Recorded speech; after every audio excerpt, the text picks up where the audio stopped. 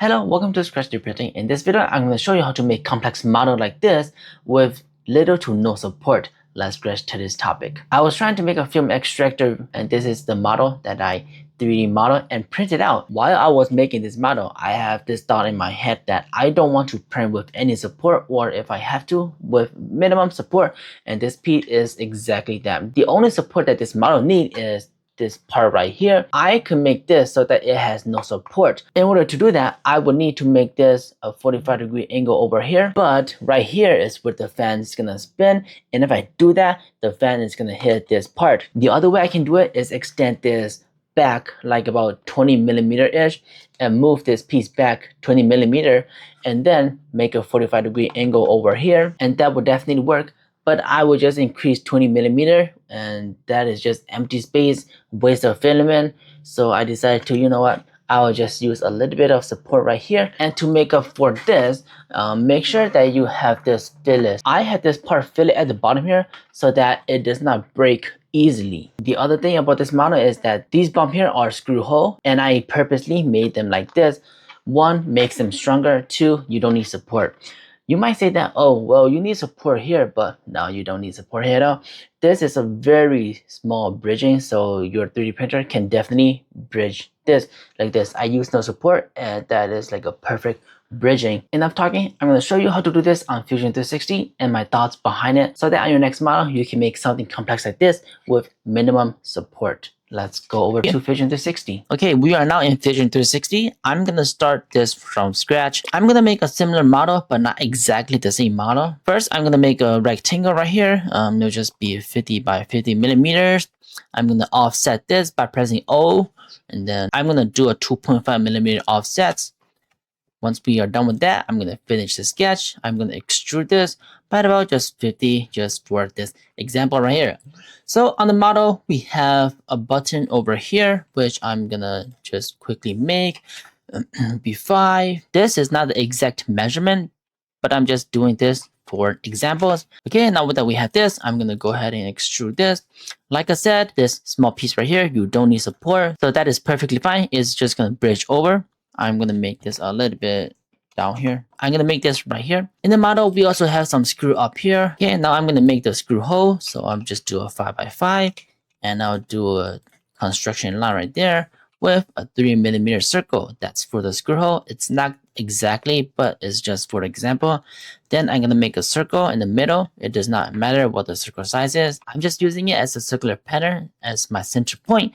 I'm gonna click on it with quantity of 4. Now that I got that on all 4 corners, I'm going to go ahead and extrude this by -5 millimeters. Now I'm going to go back to the sketch and extrude in my circle here. I'm going to extrude in -5 millimeter. I will do the direction for 2 sides, and then I'm going to do this at 3 millimeters so that we have the holes here for our heat insert or screw, whatever you want to have. Now we got the screw hole here. So if we print it like this, right, you're going to be needing support for the bottom here. So how do you avoid that? Well, you do some chamfer right here. I'm going to select the 2 outer edge right here, and I'm just going to pull this out. Just like that. It's going to be 5 millimeter pull right there. And with that, you don't need any support. Another way to do it is just select one of the side and just do it like that. I like doing like this a little bit better because it's less complex of a shape so that you don't have any problems while you're printing with this. So let's go ahead and select all of the corners. You can select any side of the corner. It does not really matter. I'll just select these and just do a 5 like that. So now that we have that, we are done with this. We don't have to worry about this anymore. So in the model, I also have some dovetail joint at the corner right here. I'm just going to quickly model some dovetail joint. So for my dovetail joint, I usually like to do 45-degree angle for 3D printing. I know the actual angle for dovetail joint is not 45-degree for traditional wood, but for 3D printing, I found that 45-degree angle for dovetail joint works the best. So that's what I'm going to do here. Okay, so once I have my one side, I'm gonna make a small line right here just so that it's in the middle. I'm gonna be selecting everything from this side. I'm gonna mirror it to the other side like this. So once I have this finished, I'm gonna go ahead and extrude my inner joint right here. This is where my motor is gonna go. Okay, so now I'm gonna extrude my outer dovetail joint right here. And this is not gonna be at the very bottom here, so it's gonna be like in the middle-ish. I'm gonna do two sides and I'm gonna extrude like that. So I'm gonna do the same thing for this model right here. Extrude two sides and go 6mm like that. So that this piece is where my motor is gonna go. So I'm just gonna hide that part for now. And look at this, we can print like this or we can print like this, and either way we're gonna have support on both sides. But in this part we're gonna be printing it like this, because at the bottom here I'm gonna be making some corners too. So this is what my model looks like. I'm gonna have this circle for the fan to run, and this is what I'm gonna be printing with my part. If we print it like this, up here it's gonna have lots and lots of support. It's gonna have support here. If we print it like this, here it's gonna have support. So there's really no way of doing it unless we make this a 45-degree angle. So now what I'm gonna make is I'm gonna make the end of this. Okay, now that I have this, I'm gonna go ahead and extrude this by about 4mm so that we have an end to our dovetail joint. Our dovetail joint is going to come down and hit this part so that it does not go anywhere else. So right here, I can go ahead and chamfer this part right here and right here.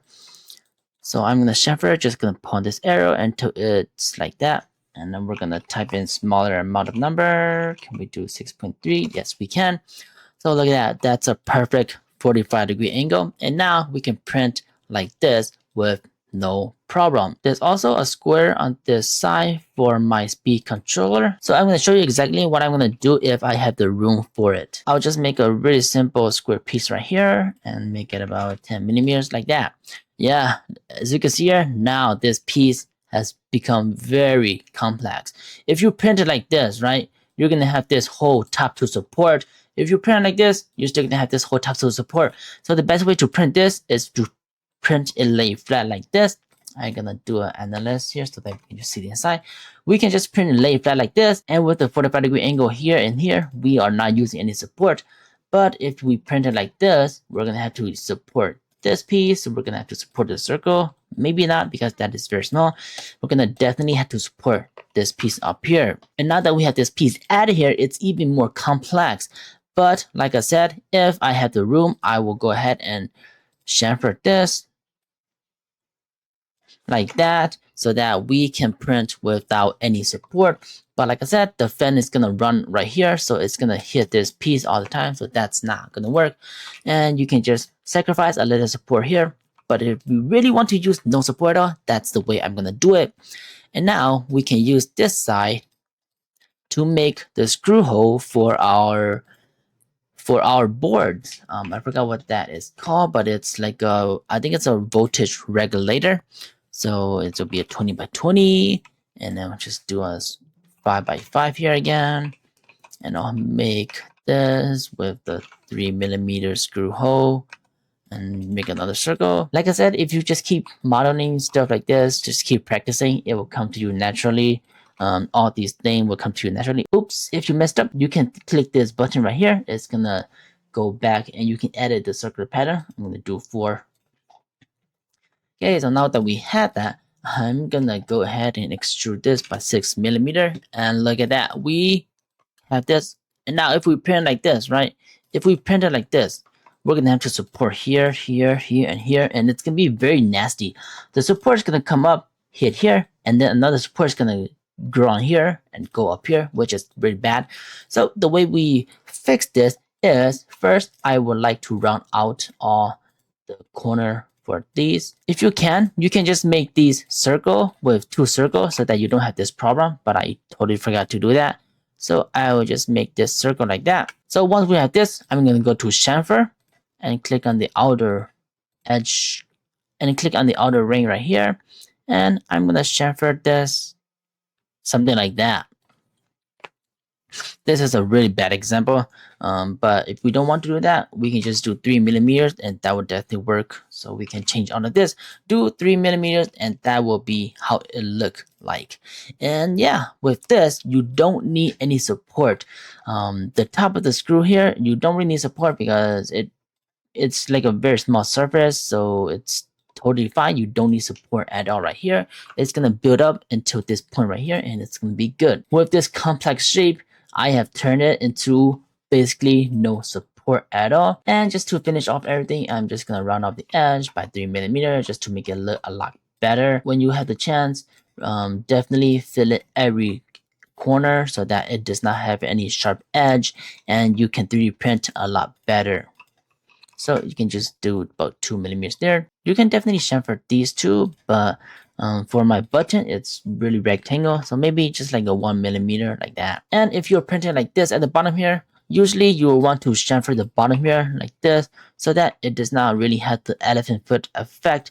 But if you're going to be connecting this part with another part, then leaving it like this is perfectly fine. Maybe you just want to add like a brim or something like that. But usually you will want to make a chamfer at the bottom like this so that it just look a lot cleaner, a lot better if this is like your final edge. And what I like to do is sometimes I like to do the chamfer here. I like to select distance and angle, and I usually like to put it at 50-degree angle so that it's just a little bit more upright, and most 3D printer can print it.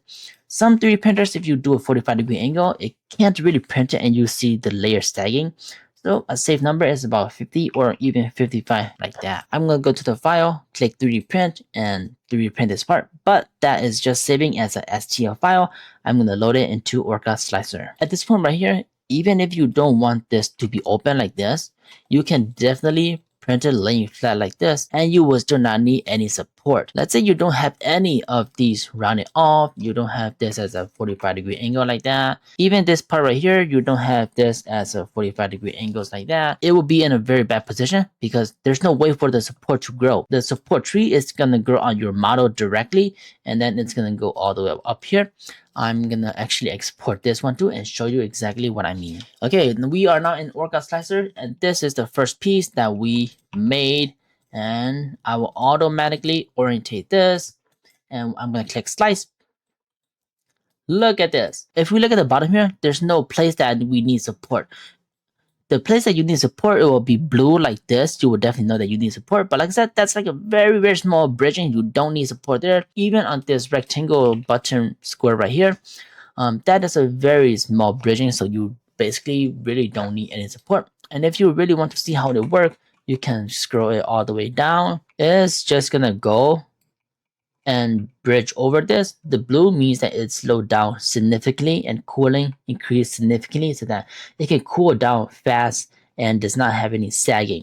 With this piece, we don't need any support at all. Look at that. How cool is that, right? Complex part, shapes and sides on every single side, and you don't even need support at all. Now I'm going to show you the second model right here that I made, and we're going to do auto orientation. Click slice plate, and like that, we can really see the bottom here because it's fully blacked out, but it has the same color like this piece right here. And if we look right here, it says that it needs support. I'm gonna go to prepare, click the model, click support. I'm gonna do a 45-degree angle, overhang only. We can't see that, but we can use a section view right here and open up the bottom a little bit. Look at this, 45-degree angle. This needs support. This says that this needs support, but like I said, you don't need support, but I'm just gonna paint it anyway. These also say that it needs support, but you don't need it. It's just saying that because it's over 45-degree angle. Go back and slice the plate. It's gonna print directly on your model, and it's gonna ruin it because it's support and it's fusing with your model, which is bad. Here it's a little bit better, but it's wasting material, and you don't need support on any of this.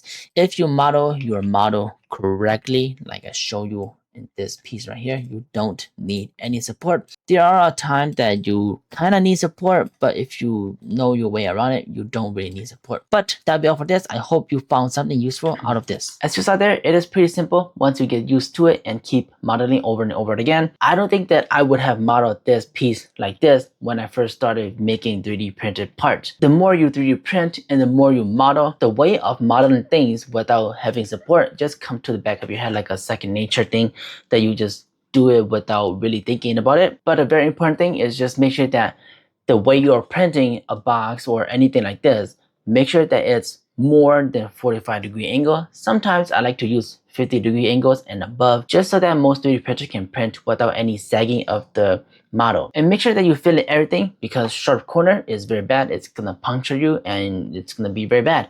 And fill it just make everything look so much more professional, more smooth, and it will definitely make your life a lot easier.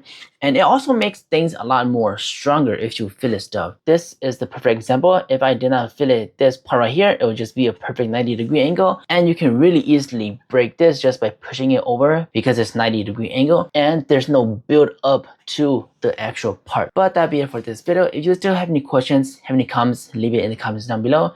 Leave a like on this video if you enjoy it. Subscribe to the channel because more amazing videos like this is coming. And if you haven't yet become a member of the YouTube channel, it helps me tremendously. And as always, keep on 3D printing.